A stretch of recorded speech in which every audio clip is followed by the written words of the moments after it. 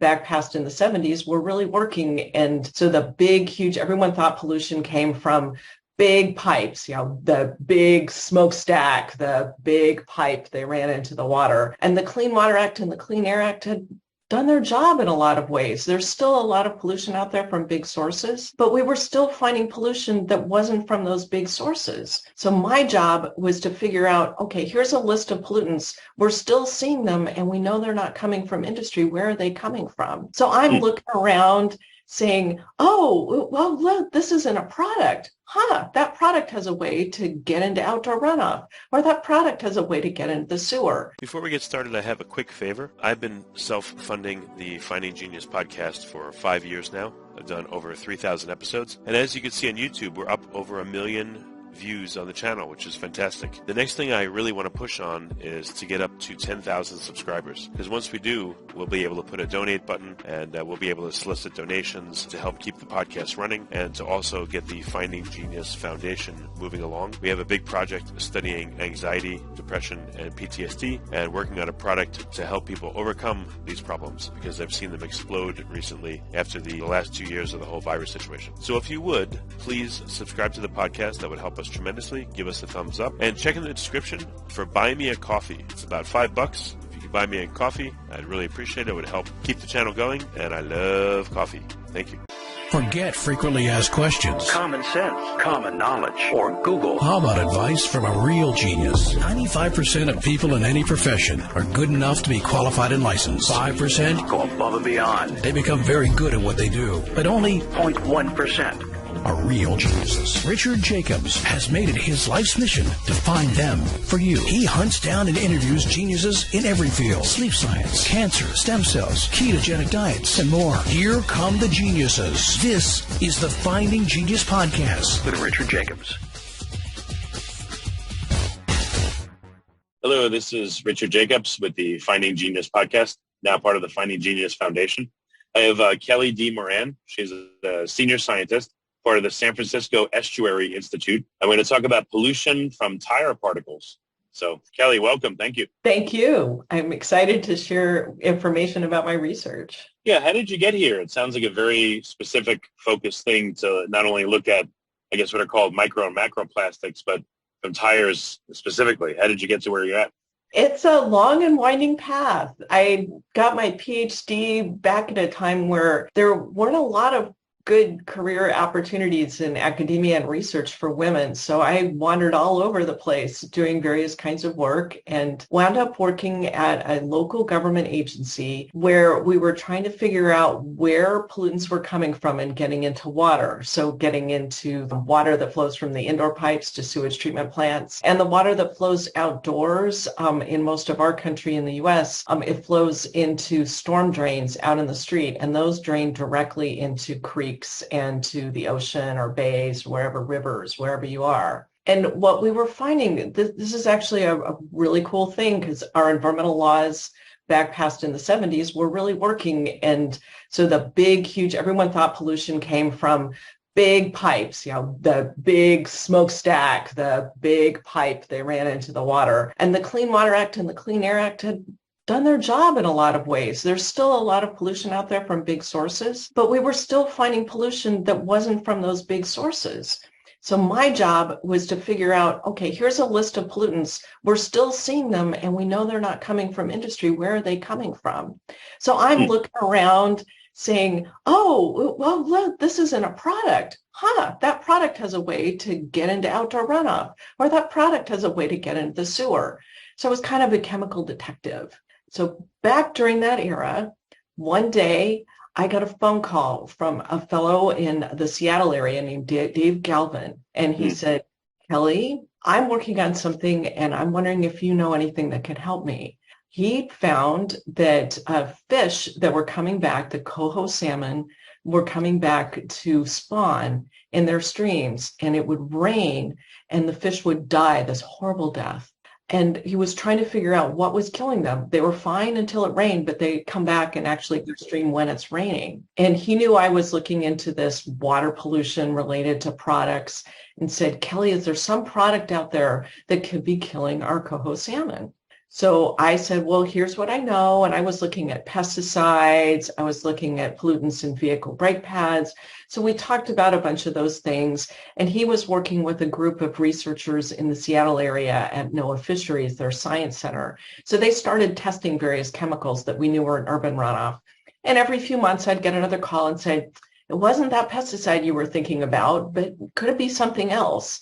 So we would talk through all the stuff that might be coming off onto roads and into runoff. And that led over a course of years for them to finally figure out that if they shaved material from tires and put that in water and then exposed the fish to that water, that they died the same kind of death. And that was a huge long time. So over this course of years, I'm getting these phone calls periodically, first from Dave, then from a fellow named Nat Schultz. And we'd look through and try to figure this out. What is it that's getting out there in the urban environment? And interestingly, it was tires.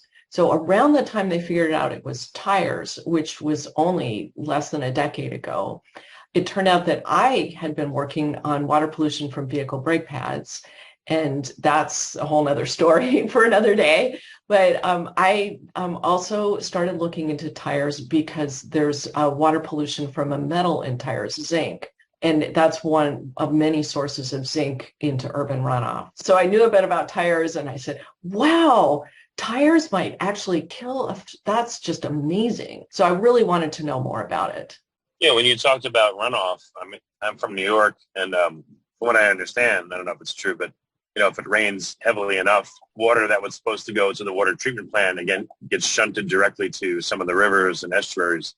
So maybe that's why in Seattle that would happen when it rained is all of a sudden all this pollution gets shunted into these bodies of water, or directly, I guess, it runs off into the body of water. Yeah, it's so that's a really interesting thing. In older cities, including, say, New York, Cleveland, older cities around the U.S. and in most of Europe in the cities, the outdoor runoff from streets, when it flows into a drain, that drain goes to a sewage treatment plant. That's not modern drainage. So for 90% of the population in the U.S. and all of the Western U.S., most of the U.S.'s big cities and even suburbs in older cities, the water flows into storm drains that are separated from the sewage treatment plant. And those storm drains flow directly into creeks and surface water. And the reason for that separation is because of those overflows that you're talking about. If you mix the stormwater with the sewage, then you've got sewage coming out everywhere. So at least this is just the water that's running off through those separate pipes, and you don't have the sewage overflows when you have the separated systems we have in modern drainage areas. So the problem with is that stormwater is picking up all the pollutants that are on any outdoor surfaces and washing them off along with the water into the creeks, which was not something that people were thinking about when they're designing these systems.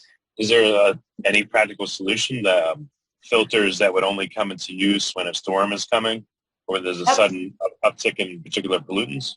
Yeah, that's a great question. So one of the things that we started figuring out as a society back in the 90s was that we're just not going to be able to treat every drop of water that makes it into our oceans, our rivers, and our creeks and bays. It's just going to be too expensive. It would be billions and trillions of dollars. So we have to pick where we're going to do that kind of treatment. So that means not every drop of runoff is going to be able to be treated. We can treat it in certain places, and we can try to pick those places to either protect the most important habitat or to deal with runoff from those places that might be the most outdoor pollution. Well, we aren't going to be able to treat it all. And if we tried to take that runoff and put it into sewage treatment plants, then we have this horrible overflow with sewage too. So we don't want that. And we do want the runoff to run off because we don't want flooding where we live. Before we continue, I've been personally funding the Finding Genius podcast for 4.5 years now, which has led to 2,700 plus interviews of clinicians, researchers, scientists, CEOs, and other amazing people who are working to advance science and improve our lives and our world. Even though this podcast gets 100,000 plus downloads a month, we need your help to reach hundreds of thousands more worldwide.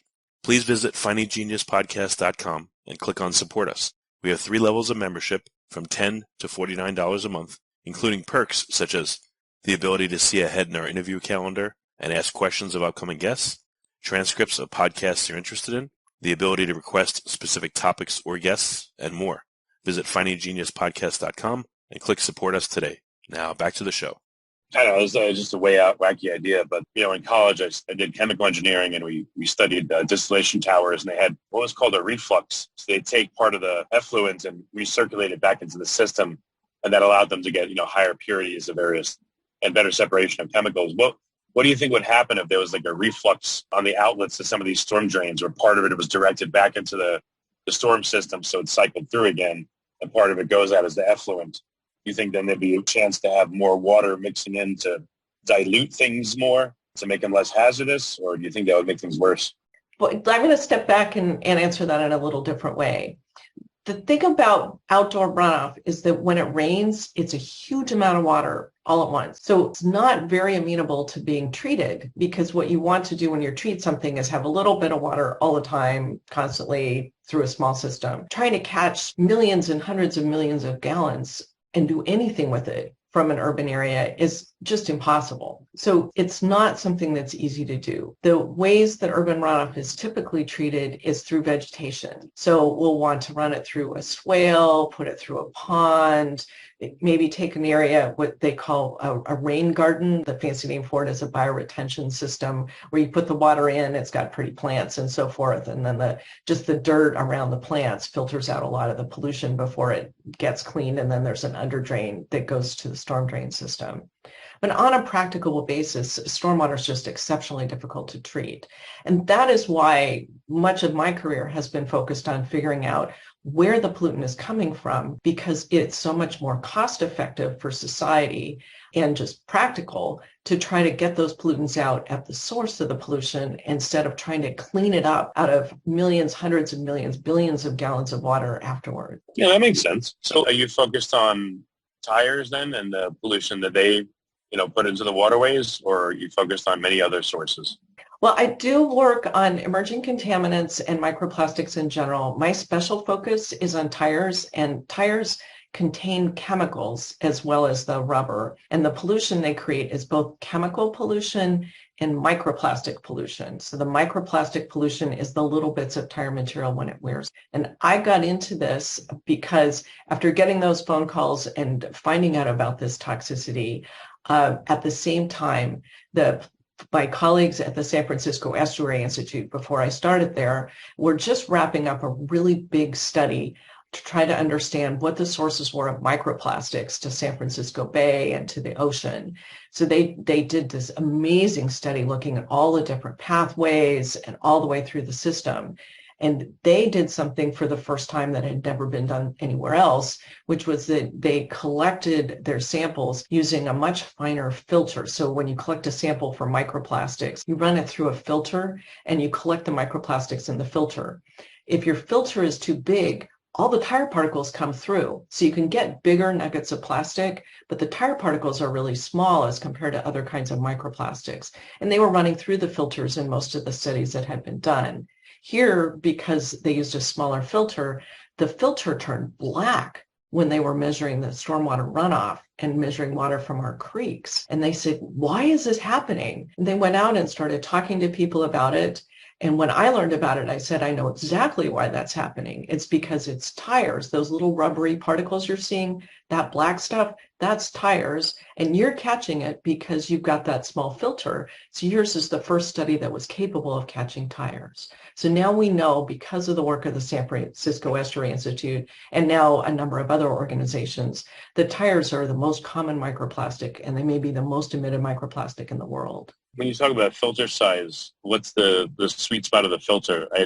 I'd heard from other pollutants that about 1 micron, at least for breathing in pollutants, is a horrible sweet spot, meaning it gets lodged in tissues and can cause a lot of damage. But what do you see in terms of the size distribution? Is which sizes are bioactive, and what size filter really gives you good insight into what you're getting? Well, there's a practical limit in filtration in terms of collecting particles, because there's dirt and other things in water. So if you go too small, then you're just collecting all kinds of stuff, and it makes it really hard to find the microplastic particles. So that's actually a whole active area of conversation about how are we going to quantify these really small particles, because tire particles go all the way down into the nanoparticle range. So in terms of water and people are really different environments. So for people, a big exposure for microplastics is breathing, and that's what you're talking about 10 microns and 1 micron, what goes in the air, and then we're breathing.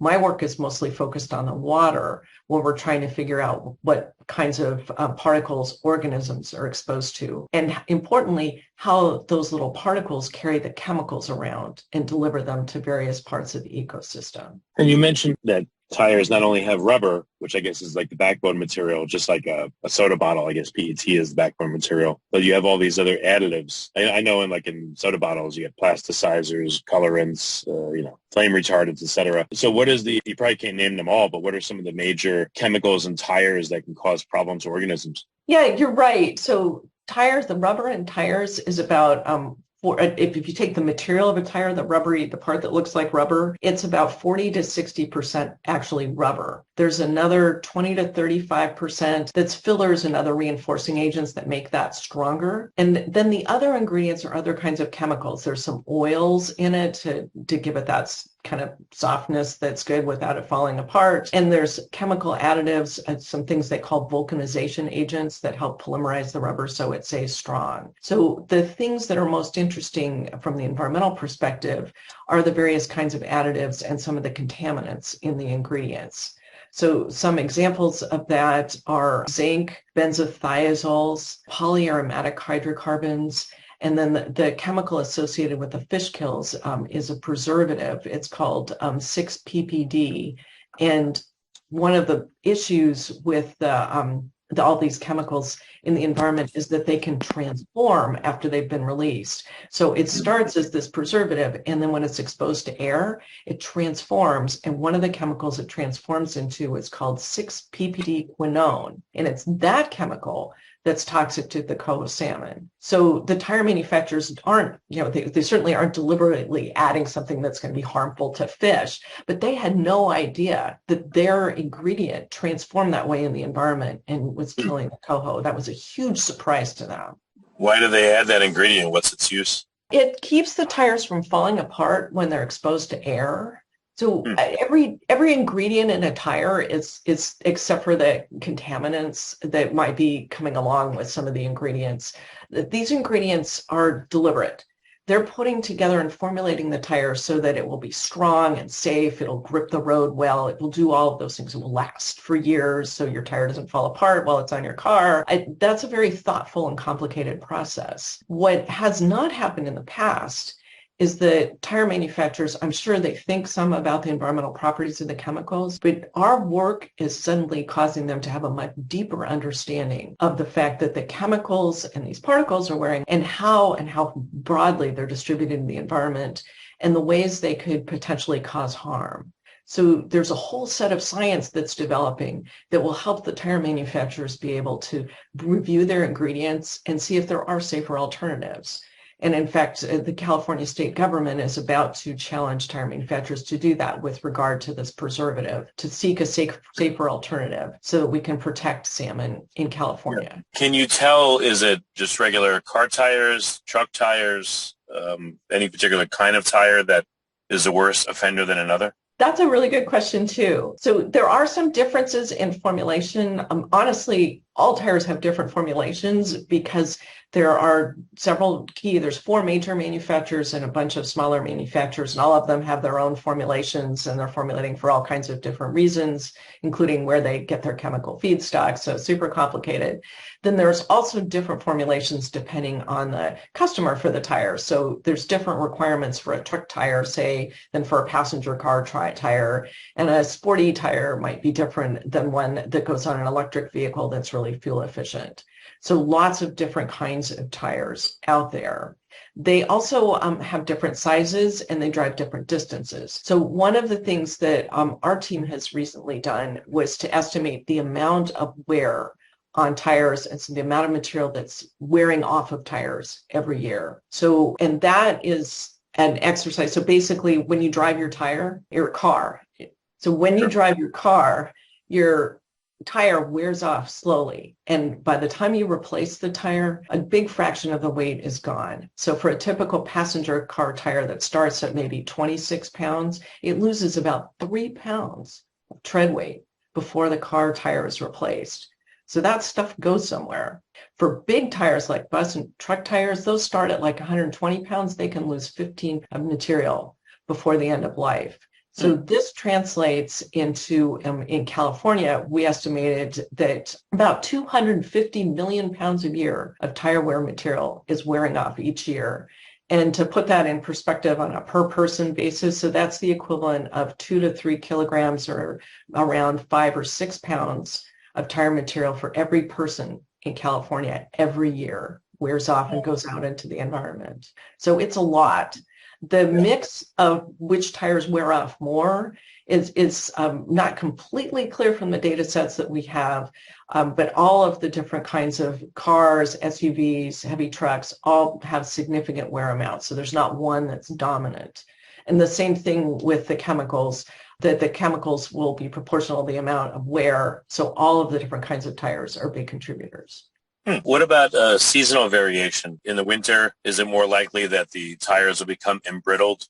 Or throughout a tire's life, does it become more embrittled and does it shed material faster? Has anyone studied this? No, there have been a lot of studies that report various factors and how much wear comes off. So what conditions wear the most, driving faster, wider tires, heavier vehicles create more wear. There are different kinds of tires in some parts of the world in the wintertime. So we don't have this here in California, but in Canada, for example, in Norway, people put on winter tires because their summer tires do become brittle in the wintertime. So they actually change out their tires. And so that's a really important thing, not to drive the wrong kind of tire. And that's a safety reason. So I'm not aware of any systematic study looking at temperature. One thing that's important to remember is that when you drive your vehicle on the road, the tires will get warm just because you're driving. So if it's close to freezing, the edge of right on the outside might be close to freezing at first, but things get warm as you use them. So the environmental temperature might not actually be the temperature that the tire is experiencing. Okay. So in the area you're in, near the estuary, what does the seasonal variation look like? Is there a rainy season? Does that correlate with, more tire material, again, entering the system because it's being washed into the system? In the summer, is there a lot more solar radiation and that's breaking down the tire material as the cars sit there and as they drive? Like, has anyone, again, characterized just based on season what you'd expect to see in the resulting pollution? We did a study, we call it a conceptual model, which is just scientists speak for looking at how the material comes off the tires and works its way through the environment and winds up in water. And it's a story. So when you drive your vehicle, little bits of tire material wear off all the time. It's all coming off. Most of it lands within about 20 feet of the road. Some of it falls right on them. Some of it goes up in the air. Then the next car comes along and they're rolling over those same little bits of tires. So they're spewing it back up in the air. They're breaking it down a little more. So some of it becomes very fine. So a lot of the tire particles that come off in terms of number of particles become very, very tiny, and they can travel large distances through the air, hundreds of miles. And that's why you find tire particles on mountaintops and in the ocean and in the Arctic and things like that. Most of the mass of tire wear particles stays pretty close to where it fell on the ground.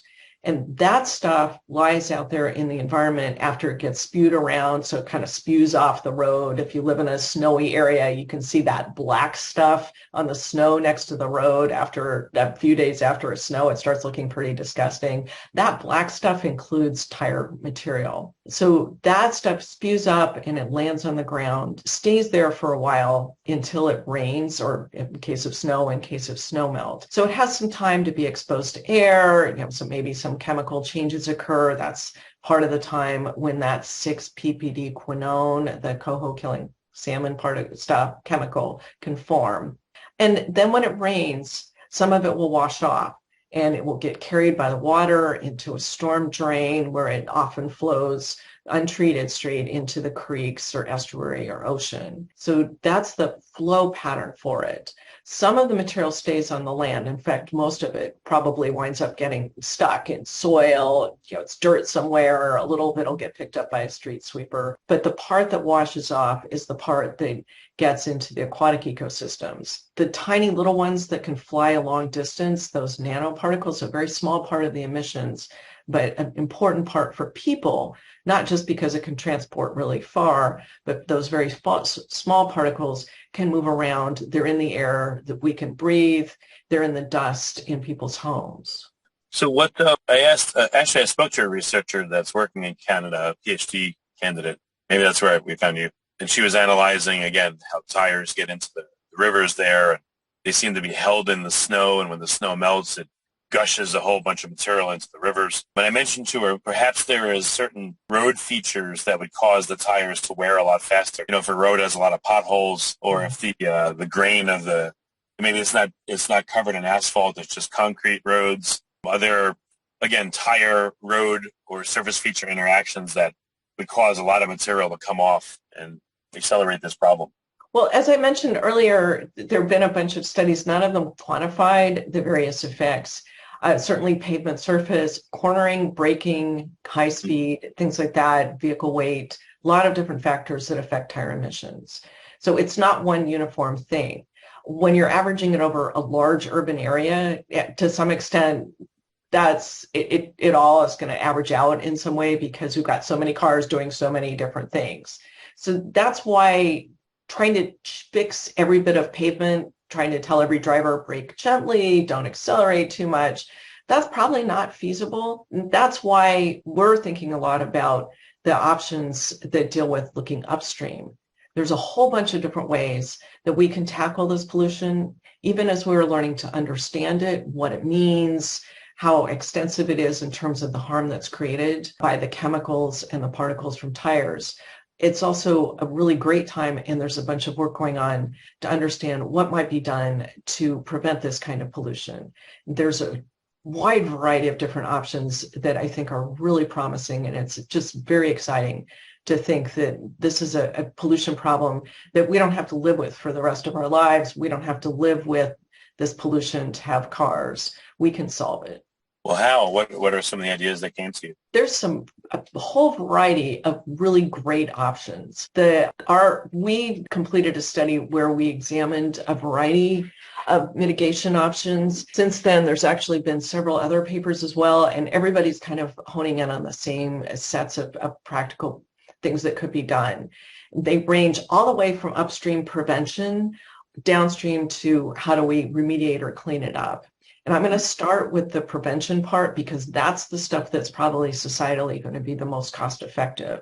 So there's prevention around chemicals. So I mentioned how through the scientific work that's going on, manufacturers are coming to understand how the chemicals they put in their products might cause pollution. And therefore that can help them understand how to pick chemicals that are going to be the least polluting possible. California has a special program that actually affects the formulation of products across North America called the Safer Consumer Products Regulatory Program. So they're poised to regulate this, the chemical that it's associated with the salmon kills. They're also examining regulation, another chemical, the one that got me first interested in tires, is zinc. And they're looking at other chemicals in tires and in conversations with manufacturers. And the industry has really stepped up and is seeking to understand what's going on here. They're supportive of actually being required to act to protect the coho salmon and really want to make their products safer. You hear that in the conversations with them. So that's one approach, making the chemicals safer. The other part is, can you make tires wear less? So in Europe, there's a lot of concern about the plastics, probably more concern than the chemicals, which is what we talk about more here in the US. So the European Commission recently proposed a regulation to limit the amount of wear material from tires as a way of reducing microplastic emissions. So that's a prevention measure. The less tires wear, the less microplastic pollution in the first place. So we get safer chemicals in them and less wear. That's a starting point. Obviously, anytime we for climate change, a lot of folks are saying we should really drive less anyway. So anytime we do that, that's really helpful. Anytime we take rail transit, for example, and instead of driving, that's, we're not even using tires, but even putting a bunch of people on a bus is way less per capita emissions. So that's also really super. So stepping down the chain, the next kinds of things, in addition to just requiring manufacturers to reduce the amount of wear from their tires, which I should say Michelin claims that they have done quite a bit of work in that area. And there are data from testing tires from a German testing system that show that Michelin tires are systematically less wear than other kinds of tires, which is very interesting. So we know that's feasible. But in addition to that,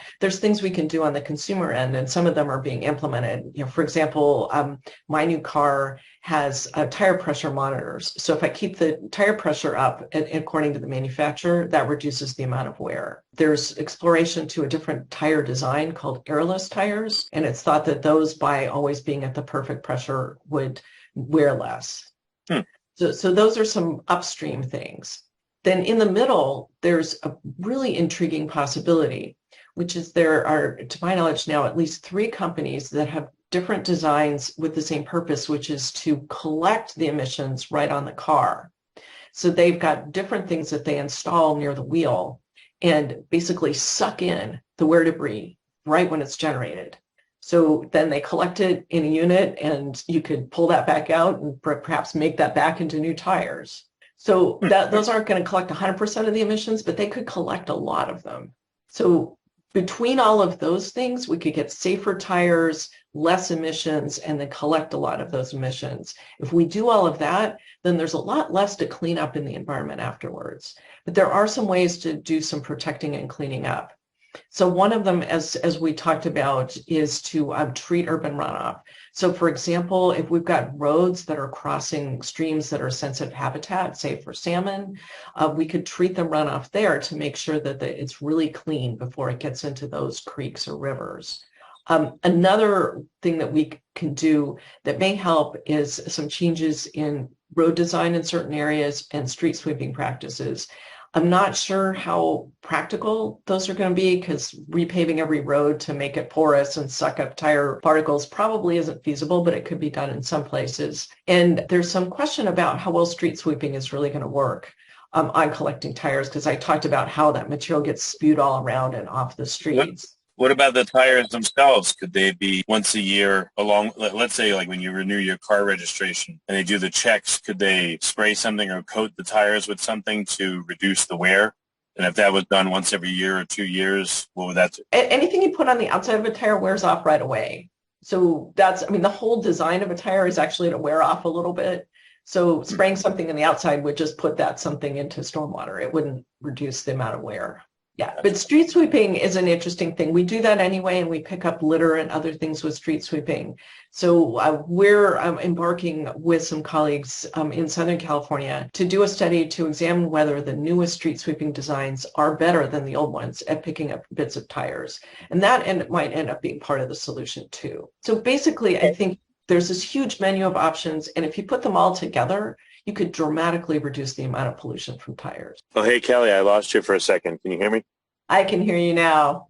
Okay, yeah. If you wouldn't mind just repeating the last maybe 4 or 5 seconds, please. So basically, there's a lot of options for reducing pollution from tires. And if we put them all together, starting with making them safer and reducing their wear, collecting them on vehicles, and then cleaning up, particularly in areas that are sensitive, there's a lot we could do for the world to really reduce the pollution from tires.